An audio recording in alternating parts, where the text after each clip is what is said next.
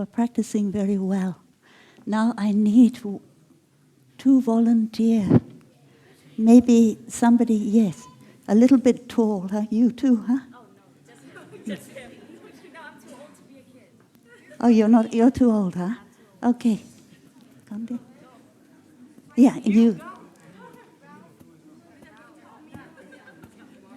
stand up. Okay. What I want you to do, yeah, I want your help as well. Yeah, good. Who's the taller? You're taller than her, huh? Okay, so you're going to put your hand like this on the board, huh? Can you do that? Yeah. All right. And you're going to draw her hand. Can you do that? Yeah, you can start right down at the wrist, huh?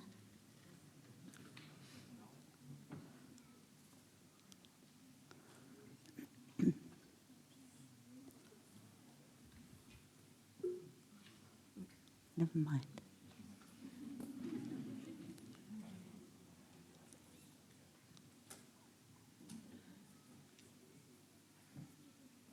Right. Now you can fill in the place. You fill it in a little bit. Okay, good. That's very good. So, sorry about that. You can wash it. It's washable. Okay, now we need something else in this hand. We need an eye. Can you draw an eye in the hand? One of your one eye. Not just one. One is enough. Eye. Very good. Now I think we need a few more hands. Huh? So can we have two more volunteer to? Yeah. Wait. You and. Okay. Stand up. Stand up. We'll see who's taller. And you, huh? Yes. You can go and sit down. Thank you for helping. Okay, so you're going to put your hand on the border and you're going to draw.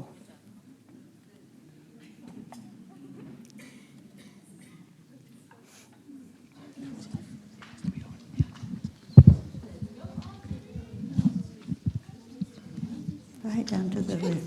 Okay, take your hand away. Oh, very good. Very big, huh? Very big hand, huh? You have to wait a few more years for your hand to be big like that. Now you're going to draw an eye, huh?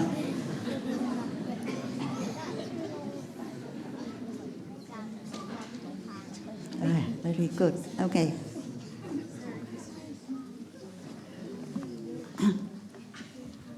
Okay. Who's taller? You're taller, huh?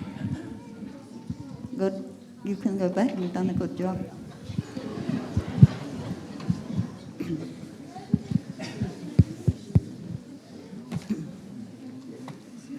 So we'll just have one more pair. Canada and somebody else, huh?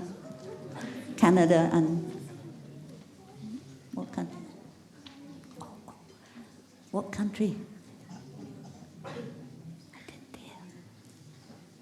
I don't have a mic.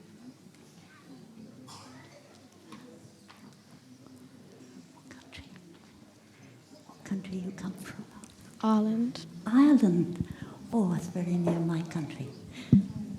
So Ireland and Canada. Okay. That's all we have time now. Very good. Very nice. Canada. I don't know your name. Ireland. Right, over here. The one who's tall, put the hand. I think, no, the one who's taller draws. So you put your hand. Put a bit high so everybody can see, huh? Not too high, because she can't draw.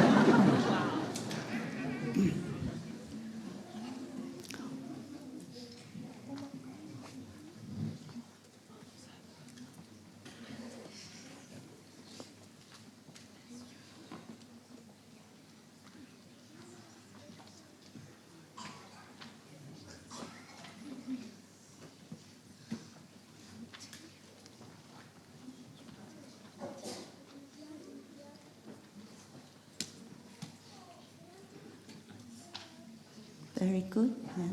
Good. Can you draw an eye?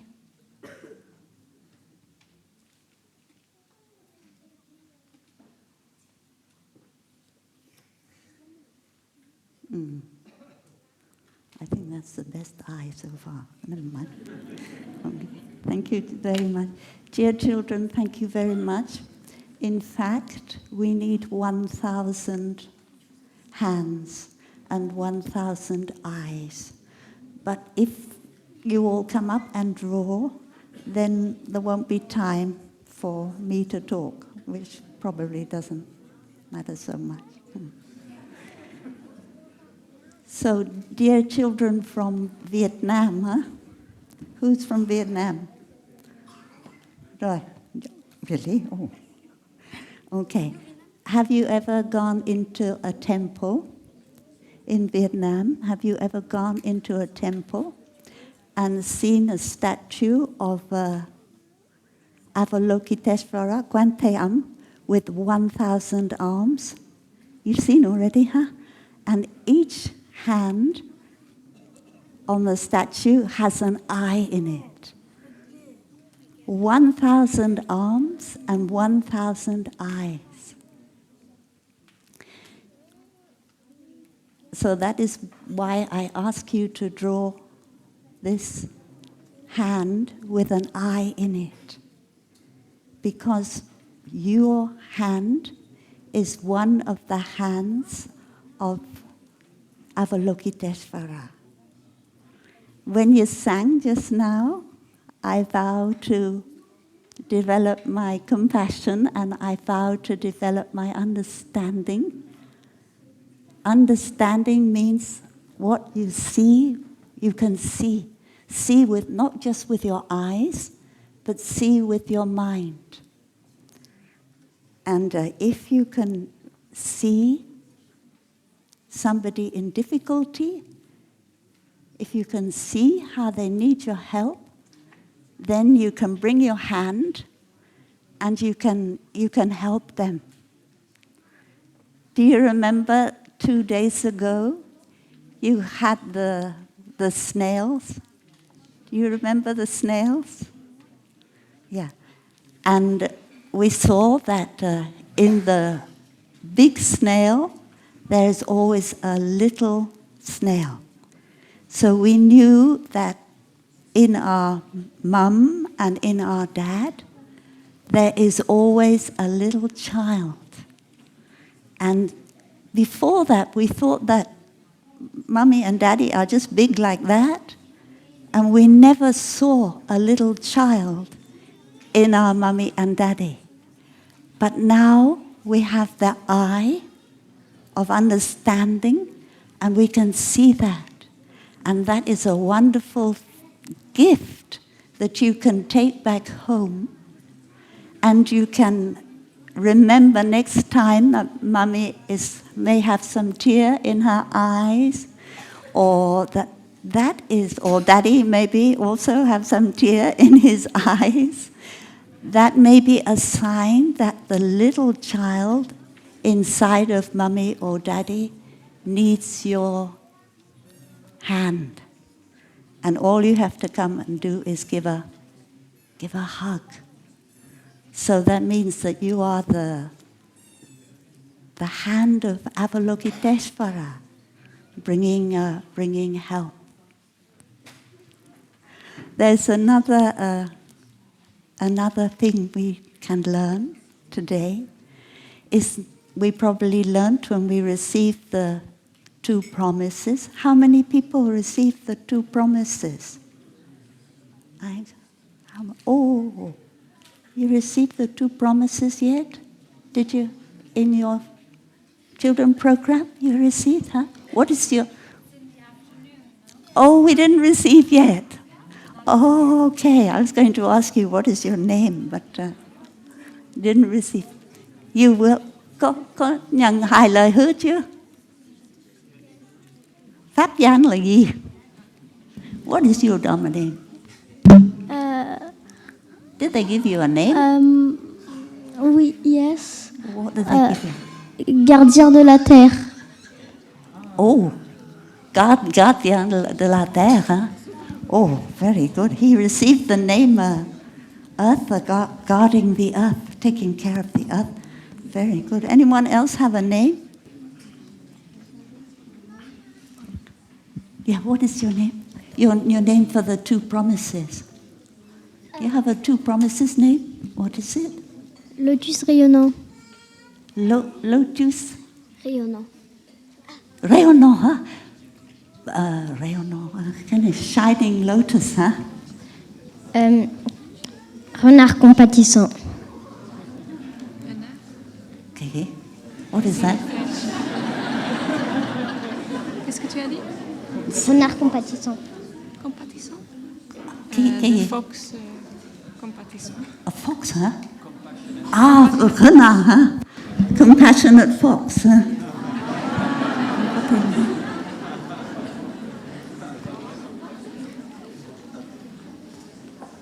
Colibri luminoso. Oh dear, something luminous, huh? Colibri. Oh, butterfly. No, hummingbird. Okay. Shining, a luminous hummingbird. Oh, it's wonderful. Yeah. What is your name? It's in Vietnamese. What is it? Vườn tâm tĩnh lặng. Oh, that is the garden of the heart, the silent garden of the heart. Tĩnh lặng, huh? So another thing that we learn is that we have in each of us, and Mummy and Daddy have in each of them a baby Buddha. So that is, we can remember that we have this.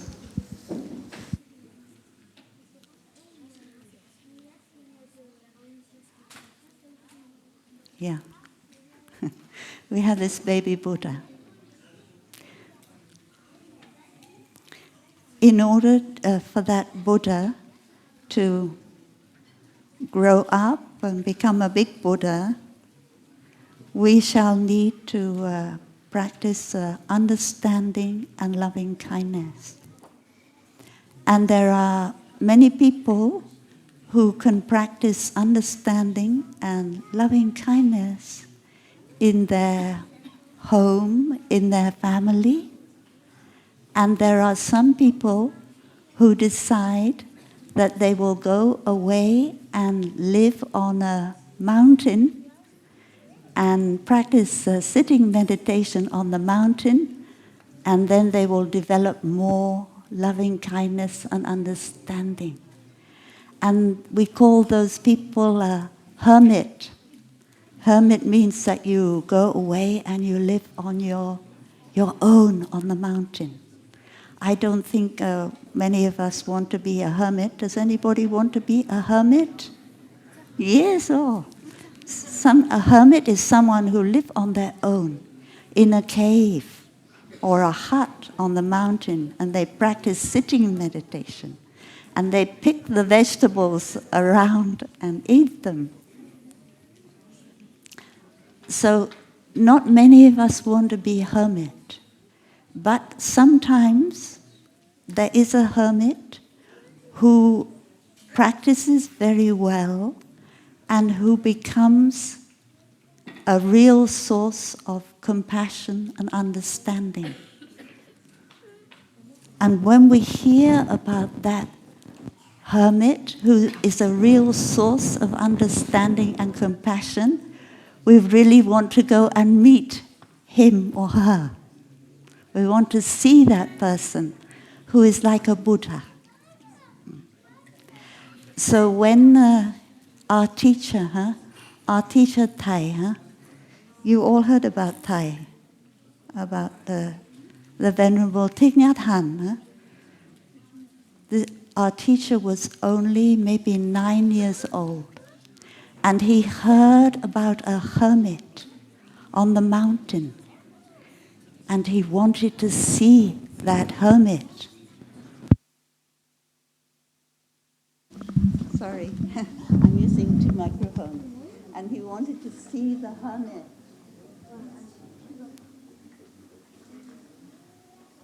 Because when there is someone who is... sorry, I'm using the wrong microphone.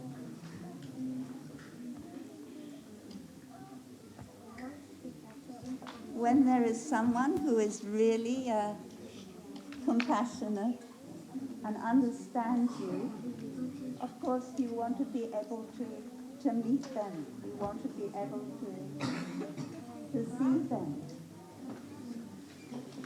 So one day, very luckily, there was a school outing. Have you been on school outing? I think you have, huh? The teachers go with you to some place. So there was a school outing.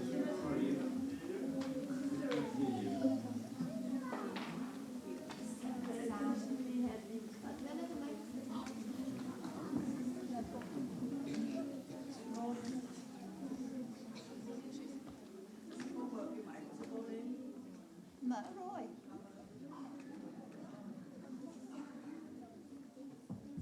Can you hear? No. Dear friends, don't be surprised. I'll open the roof of the meditation hall.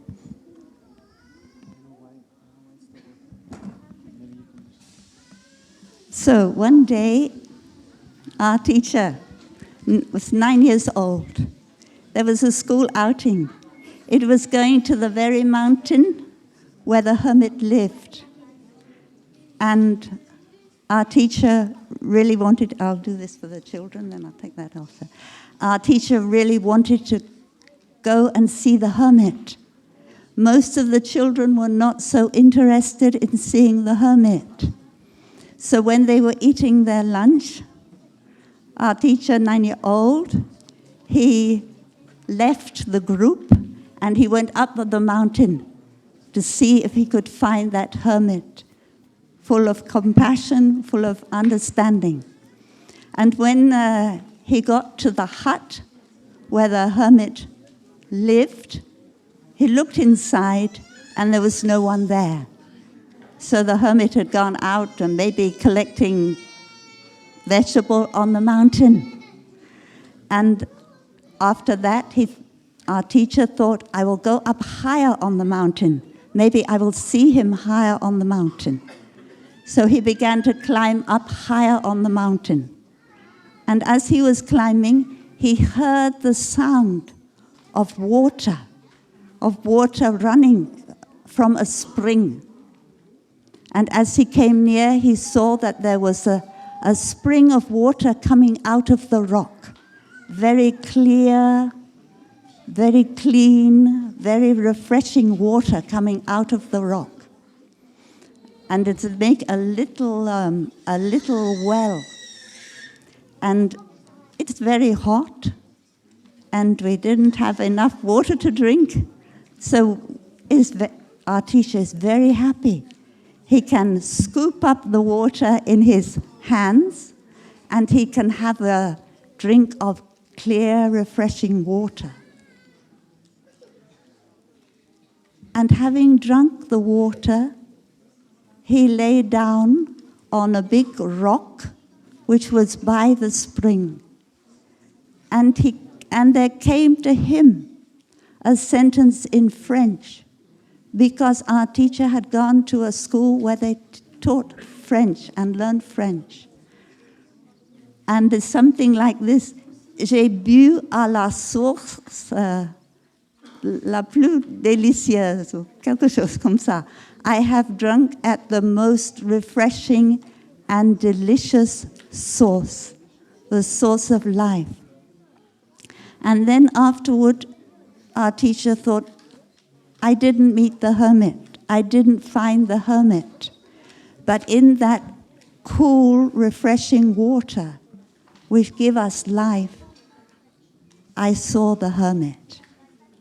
So each of you, the Buddha in you, the I in you, in your hand, is able to get in touch with the Buddha outside of you.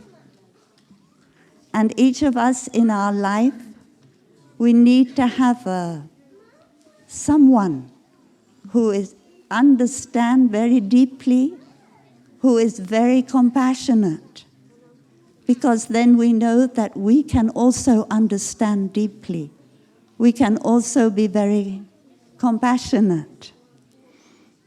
So we need that person outside of us.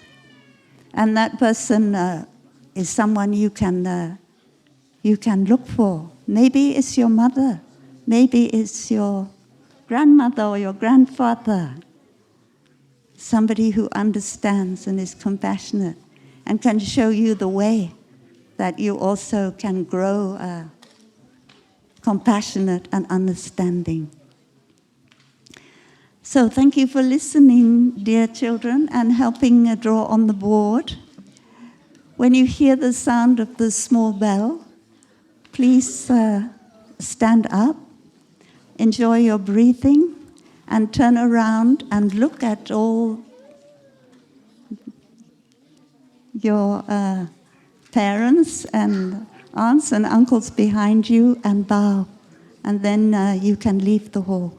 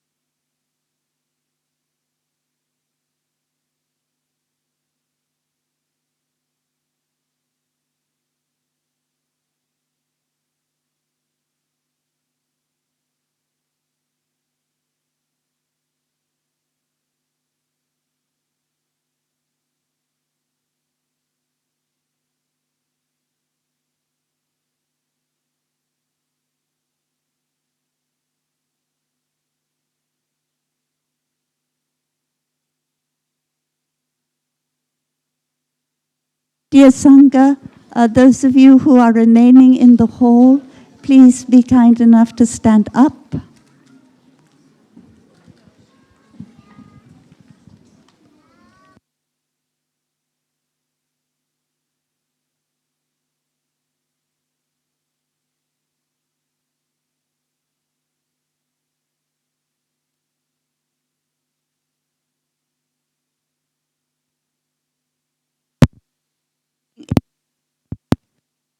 Out.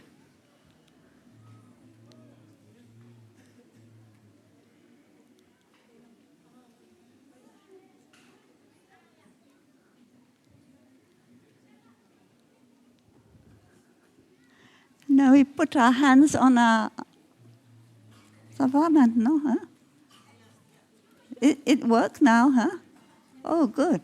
Okay, we put our hand on our hips, stand on our toes, and do the exercise we did with Tai Fap Ung.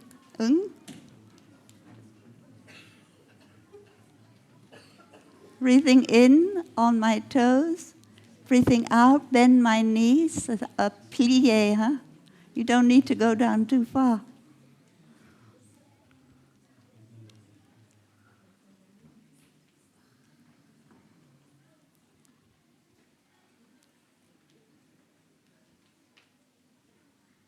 And one more time.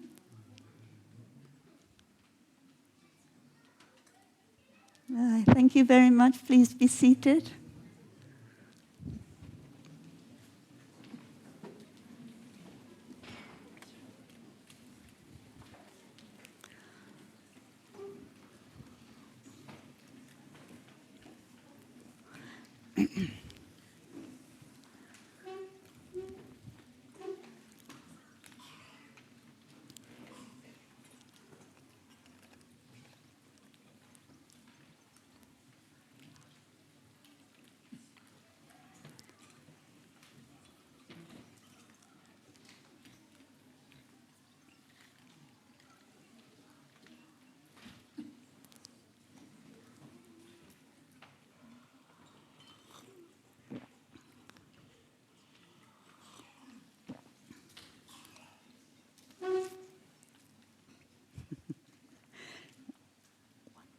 But, okay.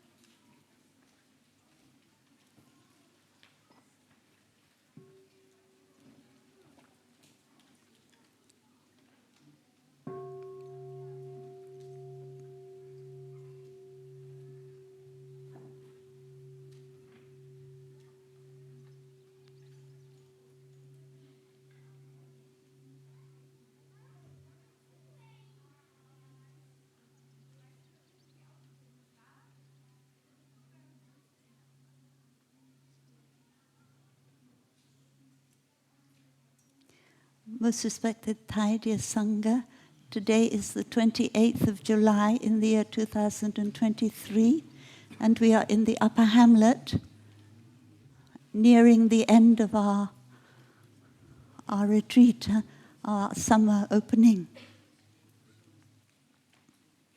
I remember when I first came to Plum Village in the 1980s, when Plum Village was quite new. Then most of the people who came to the summer opening were refugees from Vietnam, and Thai taught us that the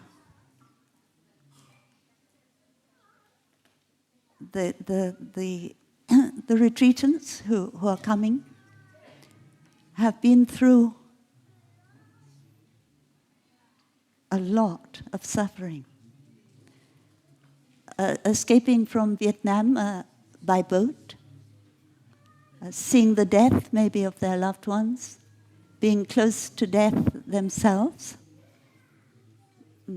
having to face pirates, having to face shipwreck. And Thai said that now what we need to do most of all is to water the seeds of happiness. So in the Dharma sharing, don't share about the suffering, but share more about the happiness. And so Thai and Sukho Chang Khom organized the summer opening so that it would water the seeds of happy memories from Vietnam. I think this year we didn't have any festivals. In the summer opening we had many festivals. We had the Ancestor Festival, the Moon Festival, the Thanksgiving Festival, the Peace. Thanksgiving we introduced when there were more Westerners coming to Plum Village.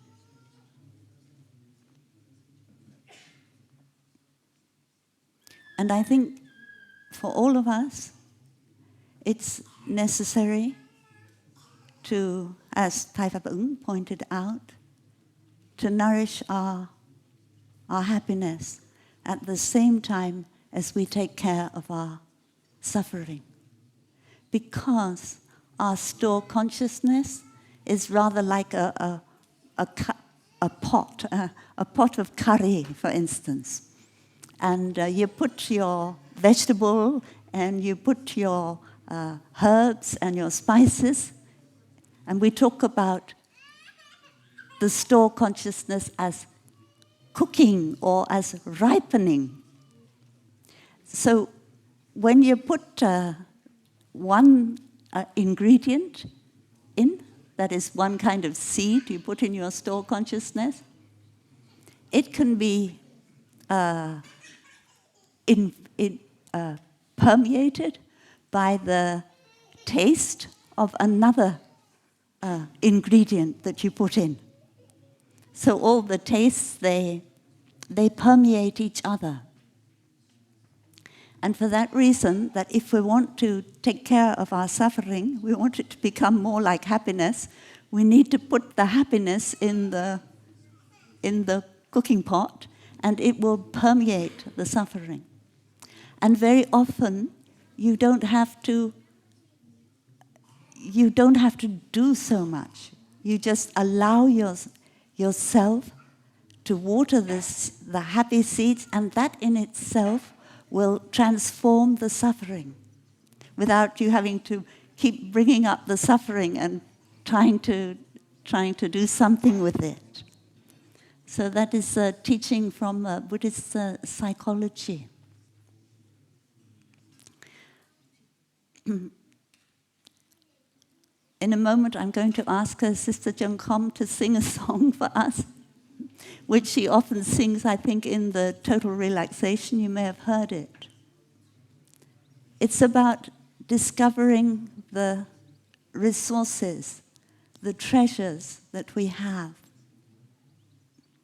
We all like to have a savings account so that if any time we fall on hard times, we'll have some money to help us through the hard times.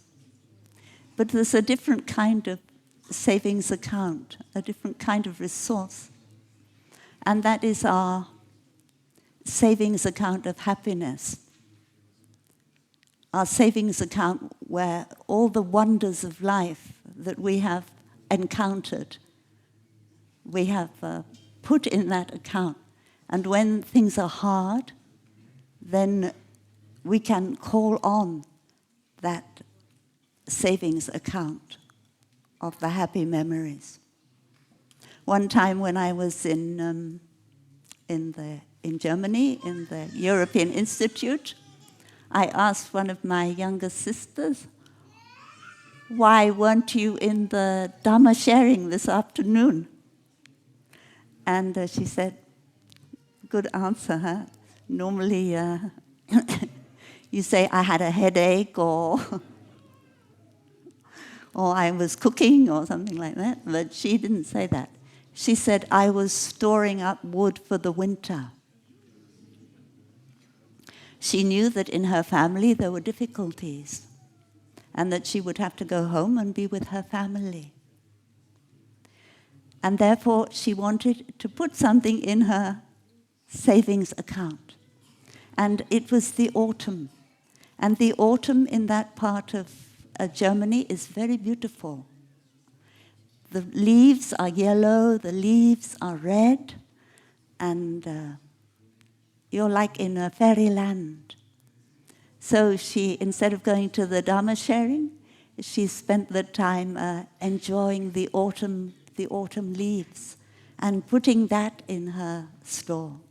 So when she went home to her family and it was difficult, and she would be able to light the fire again with some of the wood that in the autumn she had collected and put aside. In Thay's hermitage, there are 3 beautiful cedar trees. They're very tall, take 2 people to hug them, and very green all the year round. And I love those trees very much and used to hug them often to receive the receive the wonderful energy that we can receive from trees when we hug them. And on nights when Thai couldn't sleep or there were difficulties, Thai would always call up the image of those cedar trees. So that is a resource, and we can all resource ourselves selves like that.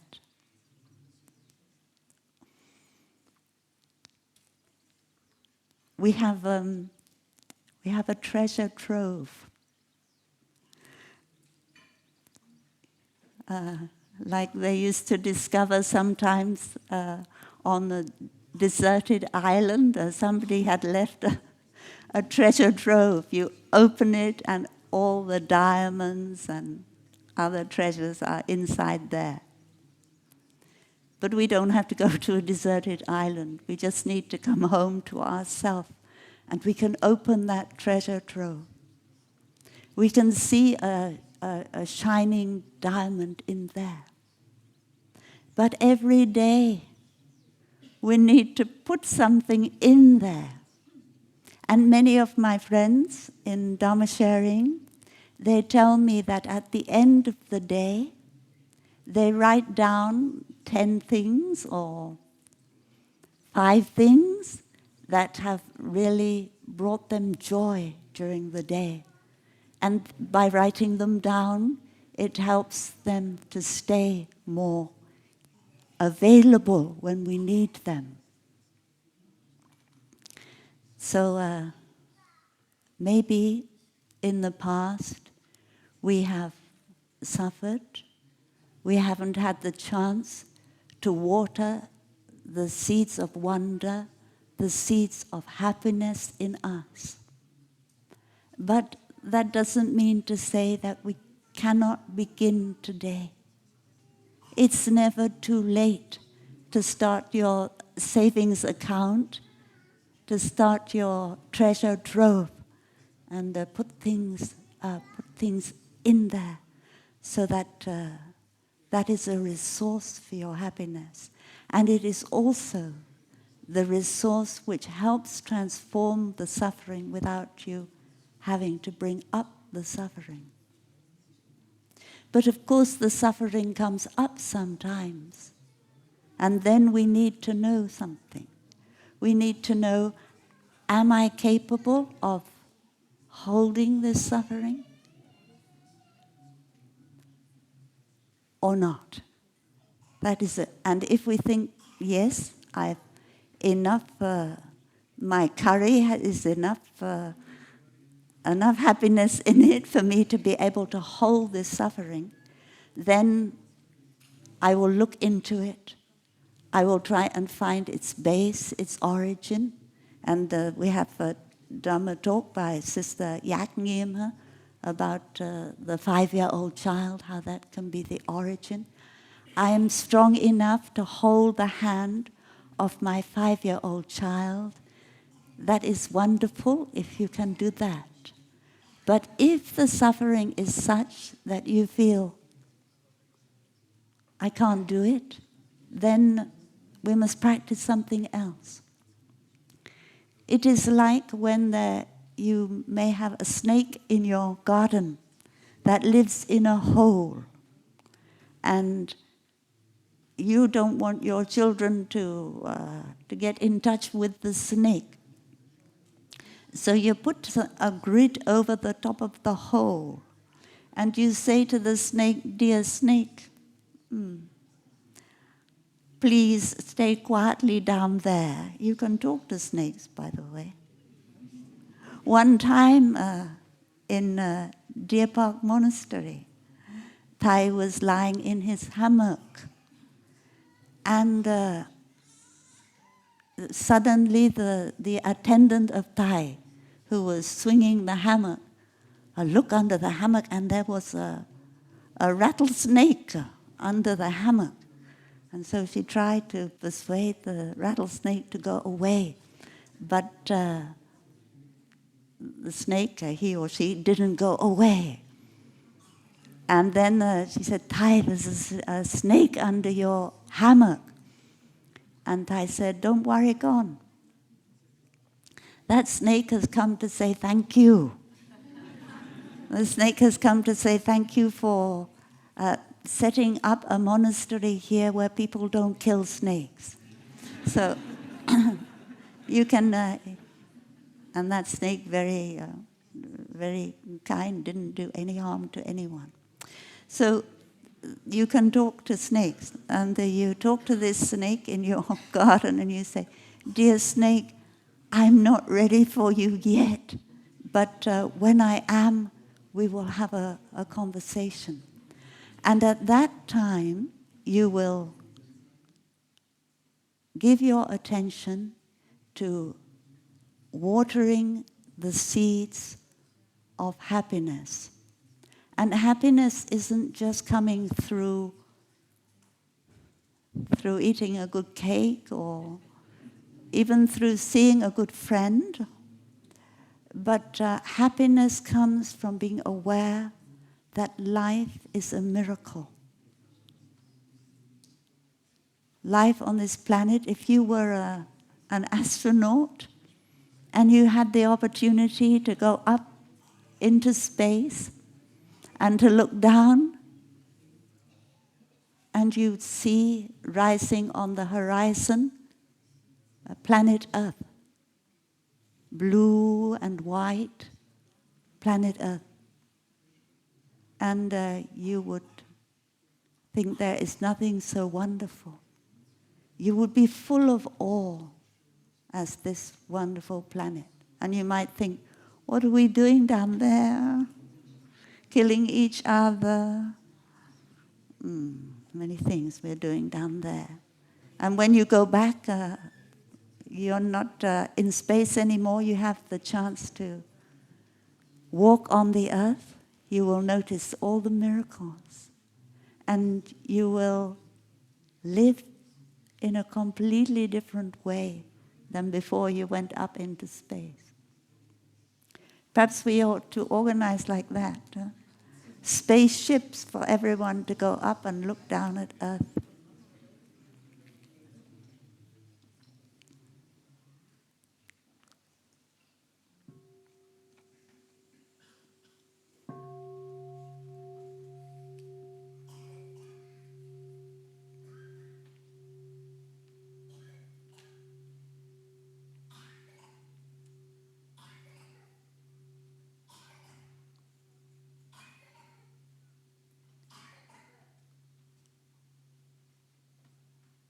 We need time to walk on Mother Earth, to recognize all her wonders. So this is the song which I really like you to listen to. I will read the English translation first. This song is a little bit inspired by the Lotus Sutra. Because in the Lotus Sutra there is the story of a young man, and he leaves his home in search of riches. He thinks that if he goes away to foreign lands, he will make himself very rich. But in fact, the foreign lands he goes to, they suffer from harvest not coming, what do you call that? Suffer from a lot of hunger and failed harvest. And so he cannot make himself rich in the way that he wanted to. And he comes back to his native land. And he's willing to do anything to be able to have something to eat. So when he comes back to his native land, his father recognizes him, but he doesn't recognize his father. And his father wants to go up to him and say, "My son, I'm so happy that you've come back again. Please enjoy all the riches that we have here, all my inheritance. But the son says, you're not my father. He doesn't want to recognize. And sometimes we do that. We don't like our father and we say, you're not my father. Or a father might say, you're not my son. If you do like that, you're not my son. But how can you take your father out of you? How can you take your son out of you? Anyway, he said, you're not my father. And so, father is clever. He said, of course not. I'm sorry, I made a mistake. Never mind, I need someone to work taking out the excrement and looking after all the dirty things. And he said, oh yes, I'd be very happy to do that. And so the son does that work. He does it very well. And the father says, I have confidence in you. Now I will give you different work to do. And gradually he gives his son different work. And then one day he says to his son is ready. And he says, I'm your father, you know. And I want to hand on to you my inheritance. And so the son receives the inheritance. And so in this poem, Thai is encouraging us, come back home. Don't go looking for things all over the place. Come back home and receive your inheritance. That is the treasure trove you have of the wonders of life all around you. That is what inspired this poem.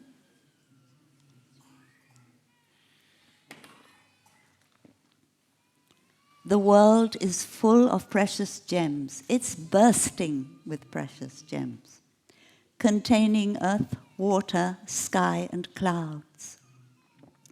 It only needs a gentle breath. We just need to come back to ourselves, follow our breathing, and we will notice for countless miracles to appear. The miracles outside of us and the miracles in our own body, in our own mind. The bird's song, the pines rustling, the flowers blooming, the blue sky, the white clouds are all there. The light of love in shining eyes, the smile of awareness, and nothing is lacking. You, who are the richest person on earth, have left your true home to find riches in foreign lands. Stop being the destitute son. Go home and receive your inheritance. Let's offer each other joy and dwell in the present moment. Let's put down the load of sorrow. Come home and lift up life in our hands. Dear Shoko, con xin thỉnh Shoko hát chào báo trắc đầy thế giới.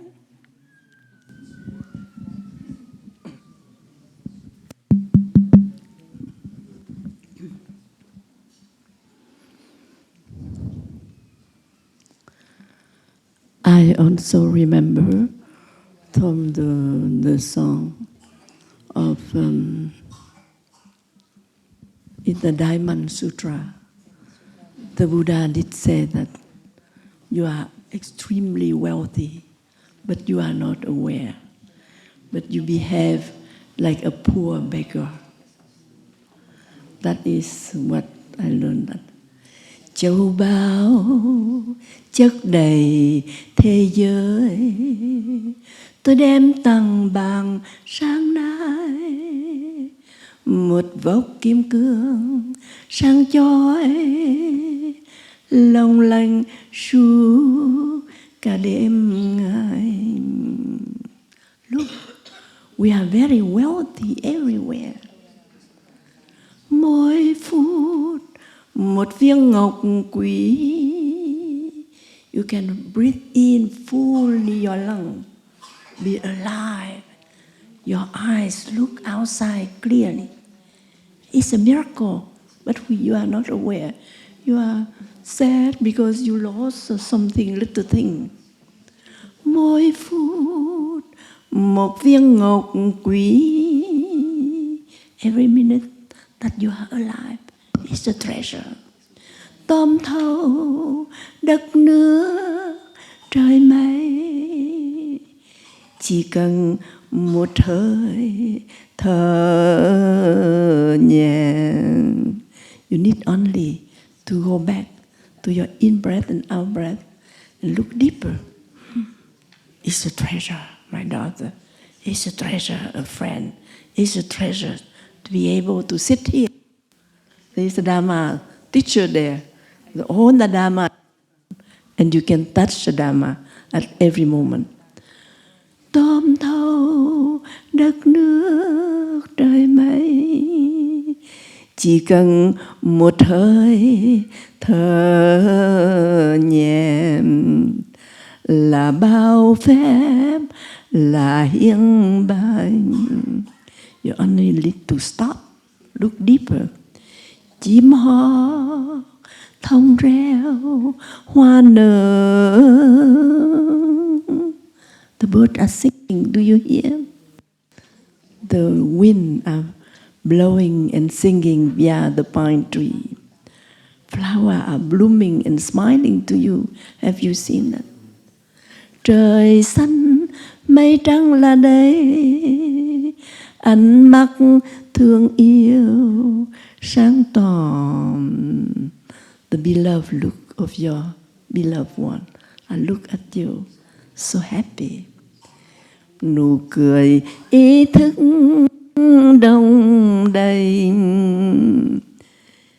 Hỡi người giàu sang bậc nhất, you who are the wealthiest person on earth, tha phương cung thực xưa nay, hãy thôi làm thân cùng từ, về đi tiếp nhận gia tài. You who are the wealthiest person on earth, please stop to be a poor beggar of happiness. You have a lot of wealth around you. Hãy dâng cho nhau hạnh phúc và an trú phút giây này. Hãy buông thả dòng sầu khổ, về nâng sự sống trong tay. Stop to complain that you are very unhappy. You can feel the singing of the pine tree, the smiling of the flower. You can see every wonders of life around you, and don't complain. But more I can give you that treasure, more I'm rich. You too. When you are in touch with the treasure in you, you are rich. And you can give to your wife, to your children, to your friend.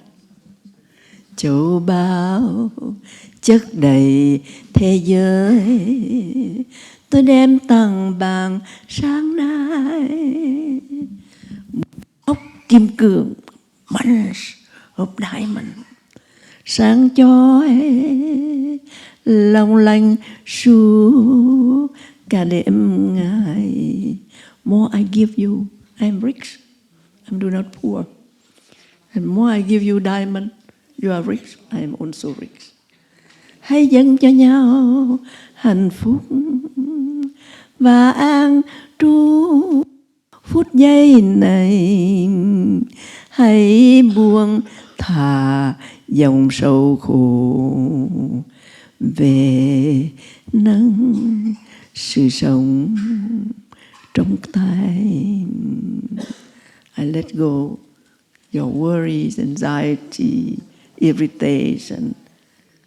Come back and treasure the fact that you are extremely wealthy. And you are extremely wealthy, but I also extremely wealthy. More I give, more I'm rich. More you give to others, you are richer.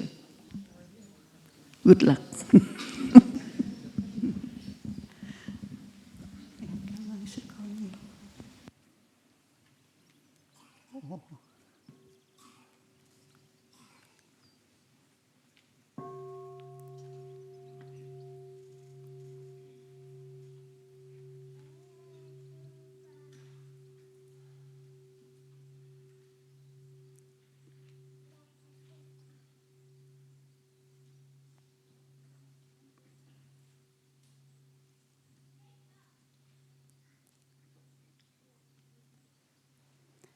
So, dear Sangha, thank you very much, Shuko.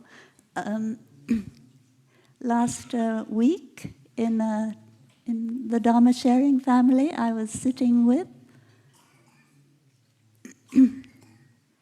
when the Dharma sharing had already been going for half an hour, we saw 3 teenagers arrive, and their mothers were in the Dharma sharing group that we were sitting in.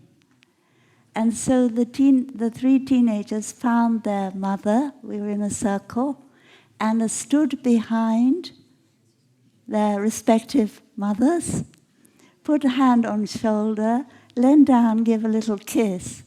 Yeah. And at that time, that was really a diamond for me to put in my treasure trove. And a little bit maybe sadness came up in me that, oh, if only I had done that for my mother when I was a teenager. That would have been wonderful. So the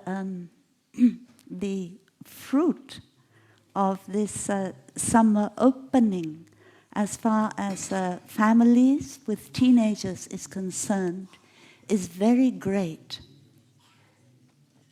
I don't think and it happens in a very natural way. So there is a very close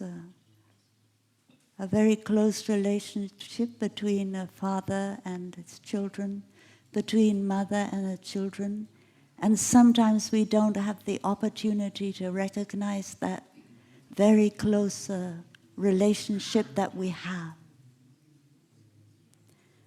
And one very helpful metaphor that was used by Thai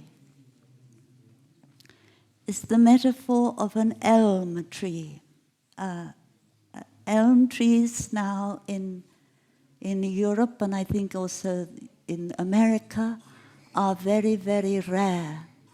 In the 1960s, they were attacked by a disease which was brought by the Dutch elm beetle or some kind of beetle. And nearly all of them died. All the elm trees died.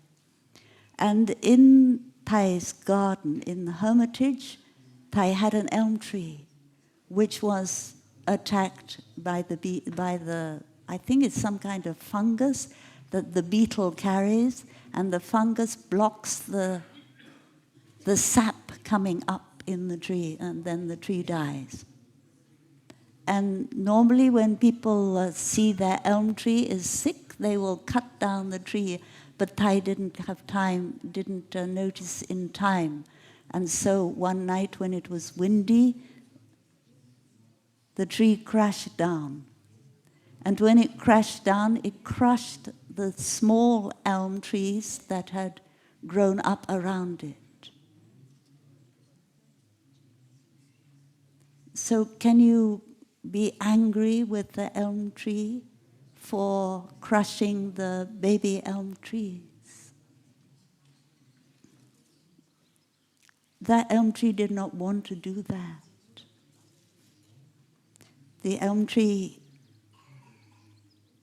just had those causes and conditions that made the elm tree do that.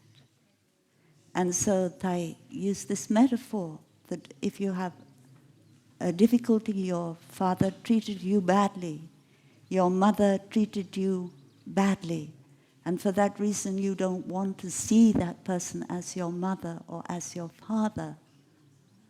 Contemplate on the elm tree. It did not want to crush its children.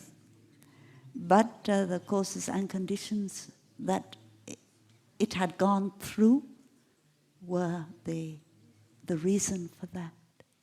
So that is a meditation for us to do. When I am practicing eating meditation, there is a gatha, a verse that I really like to use. Eating in the historical dimension, that is the dimension of birth and death. I maintain the life of all my ancestors. I open an upward path for descendants.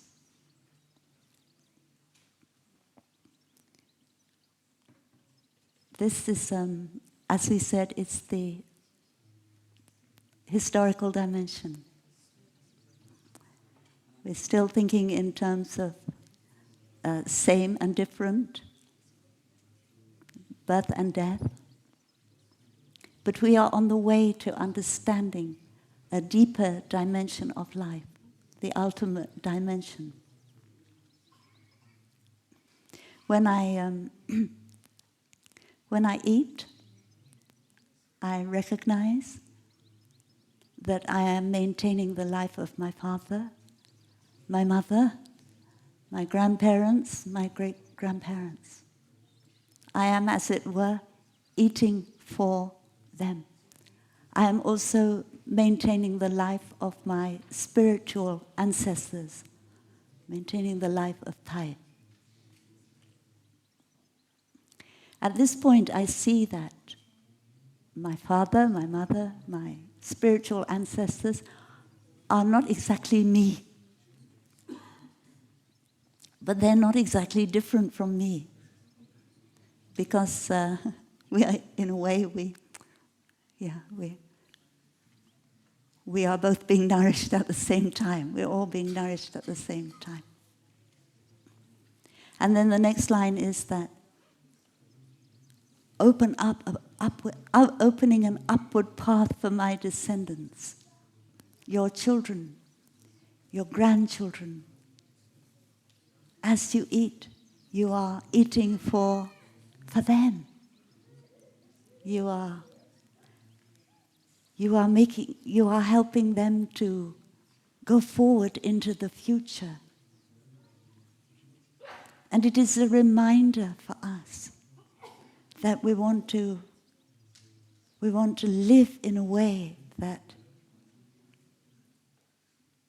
will help our descendants to go in a beautiful upward direction, because our descendants are there in us.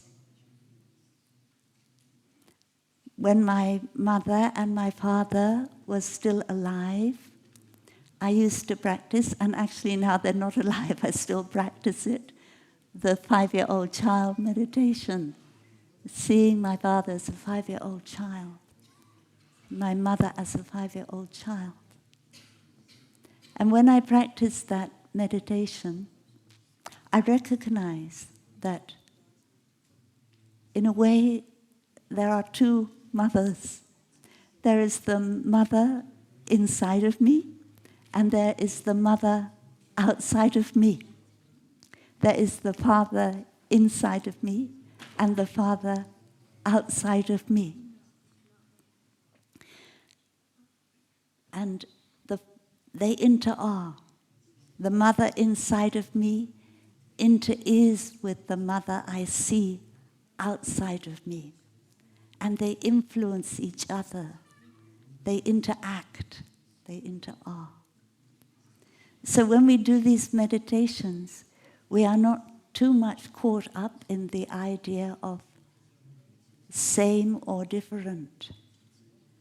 Instead, we recognize the interbeing of ourselves and our father and mother. I don't know if you've done the meditation on sitting with my father's back, breathing with my father's lungs, sitting with my mother's back, breathing with my mother's lungs.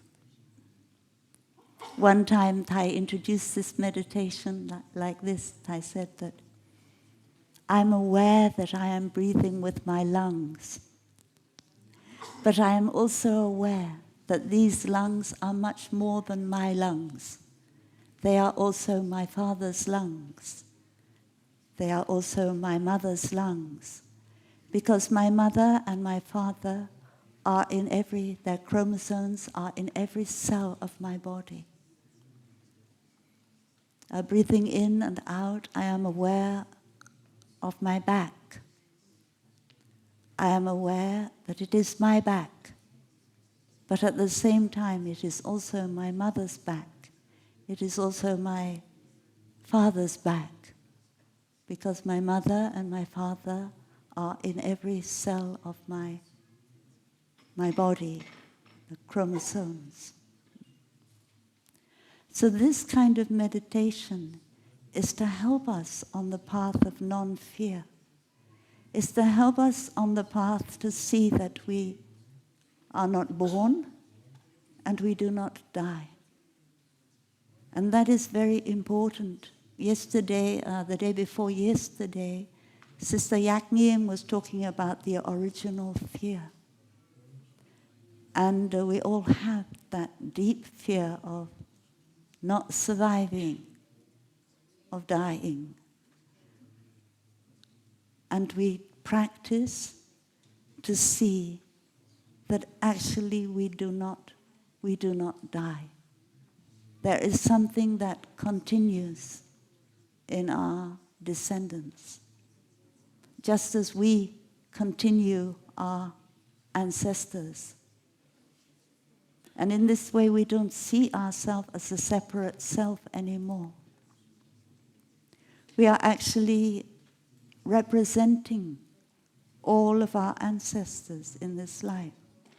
And if you marry someone or you make the vow to live with this person for the rest of your life, you will, in the Plum village tradition, you will every full moon day recite the 5, what are they called? Huh? The 5 awarenesses, huh? The 5 awarenesses. And the first awareness is we are aware that all of our ancestors and all of our descendants are in us. And this means that when you look at your loved one and you look at yourself, you see that you are not just looking at that person you have an idea about. You are looking at all their ancestors and their descendants.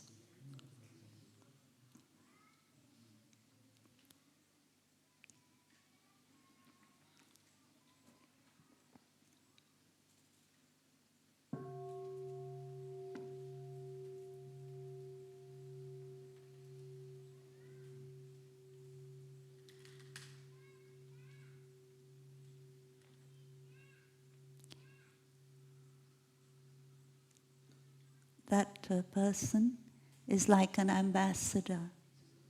When an ambassador goes to meet the prime minister of the country where he's an ambassador, he will be representing a whole nation. He doesn't come as a person, as an individual. And in the same way, your loved one is representing a whole line of ancestors and also your descendants.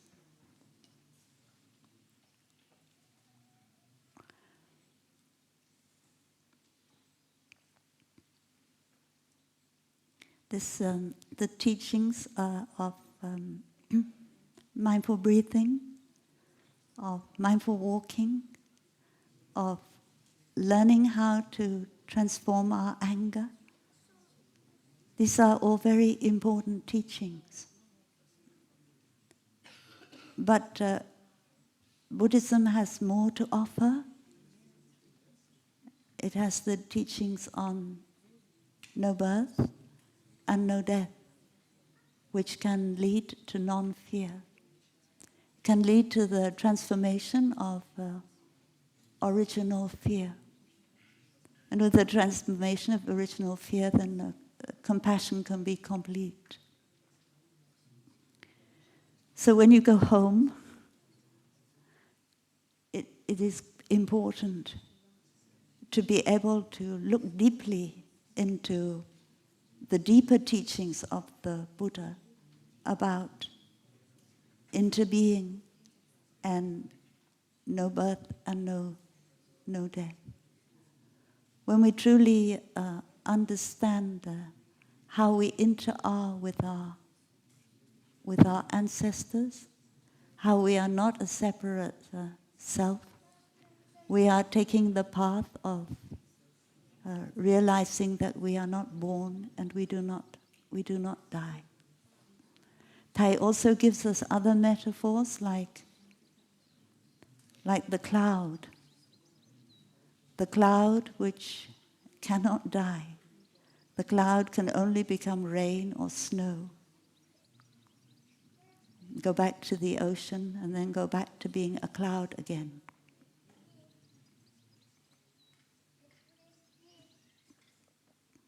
So every day we contemplate this, and we contemplate the leaf. When you see the leaf fall to the earth, the leaf is not falls gracefully to the earth without any regret, because the leaf knows that it has spent its whole life nourishing the tree, and when it falls to the earth, it will continue to nourish the tree, only in a different form.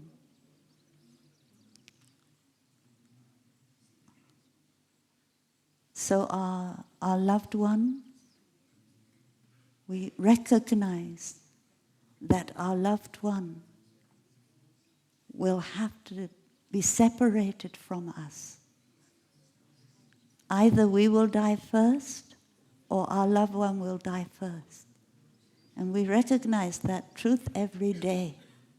And so when we go to work and we have to part for the day, we recognize that we don't know what is going to happen today. And so we treasure very deeply the presence of our loved one. In the sixth mindfulness training, about the sixth mindfulness training of the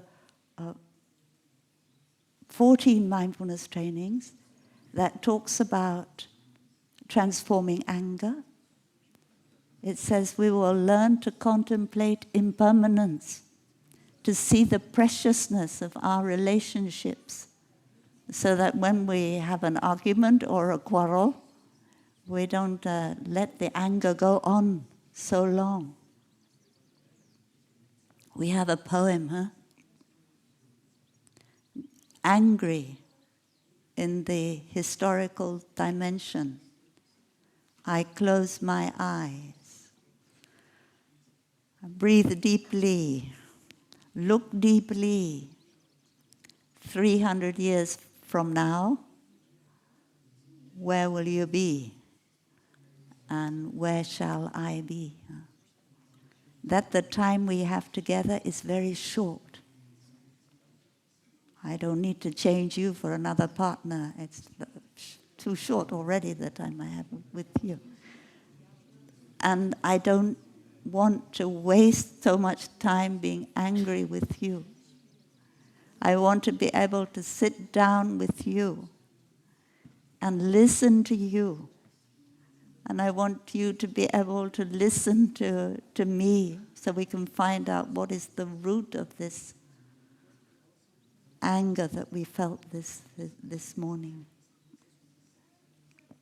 So in fact, we see how the teachings of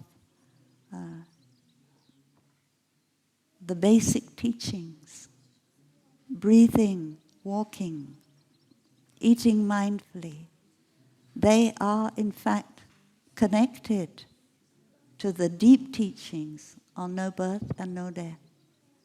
When you are eating a meal and you really see, I'm maintaining the life of my ancestors, you understand that although your father in that form that you used to look at him is not there, that he has not died.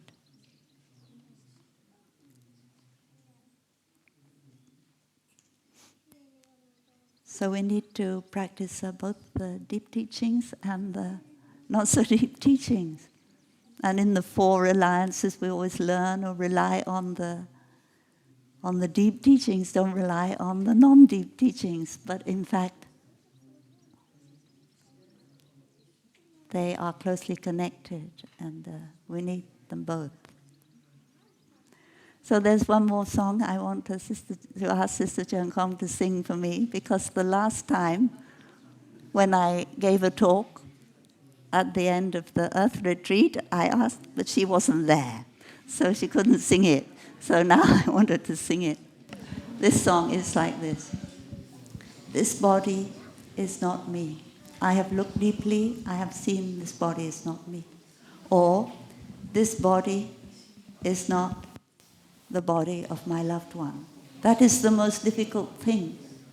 When your loved one lies in the coffin, and you have to close the coffin, and you have to push the coffin into the flames, that is a very difficult moment. So we have to meditate deeply. This body is not that person. He or she is not caught in this body. He or she is life without limit, because all the elements of the cosmos have gone into the making up of that person. Never born and will never die. The deep ocean over there, the stars and the galaxies, millions of them, they're all dependent on our consciousness. And our loved one is like that. Is come from the ocean, come from the stars, and is dependent on our consciousness. But from beginning of time, she or he has always been free. Birth and death are a gate through which we come in and we go out. We come from Mother Earth, we go back to Mother Earth. We come and Mother Earth brings us to life again. We go back to Mother Earth again in different forms. Birth and death are a game of hide and seek. We mustn't be caught in the old way of looking. We must find a new way to look at our loved one. Maybe we will feel closer than we did even when they were alive.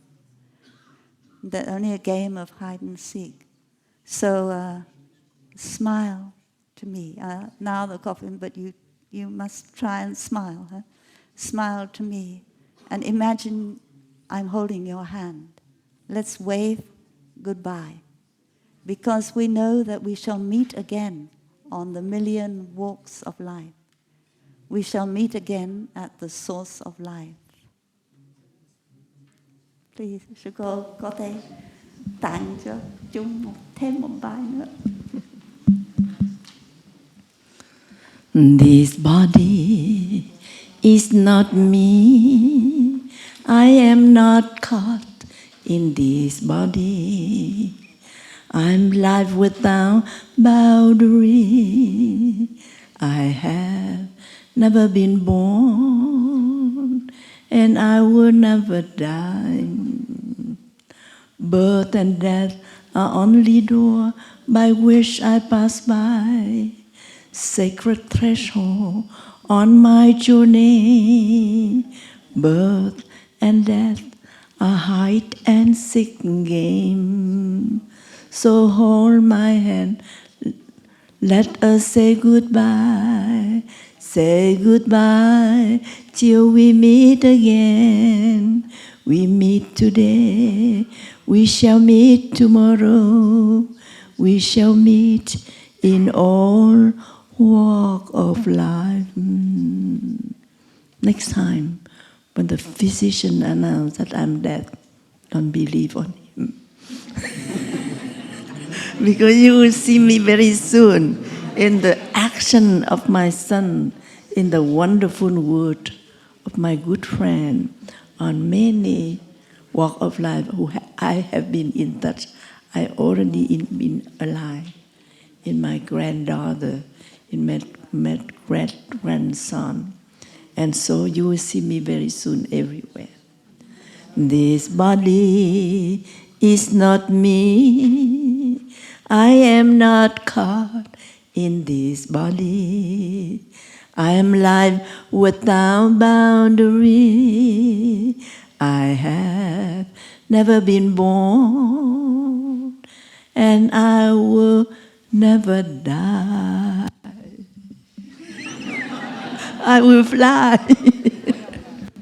Sư cô tiếng Việt được không? Bởi vì có nhiều người Việt. Thân này không phải là tôi không bị kẹt vào nơi thân ấy.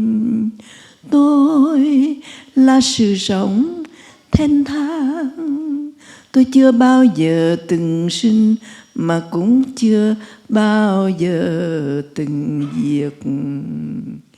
Này kia biển rộng trời cao, muôn vàng tinh tú lao sao. Tất cả đều biểu hiện tôi từ nguồn linh tâm thức. Từ muôn đời tôi vẫn tự do. Tử sinh là cửa ngõ ra vào. Tử sinh là trò chơi cúc bắt. Hãy cười cùng tôi, hãy nắm tay tôi, hãy vẫy tay chào để rồi tức thời gặp lại. Gặp lại hôm nay, gặp lại ngày mai. Chúng ta đã gặp nhau nơi suối nguồn. Chúng ta đang gặp nhau và chúng ta sẽ gặp nhau mãi mãi. It's an excellent Dharma talk today, Sư cô Trần Đức.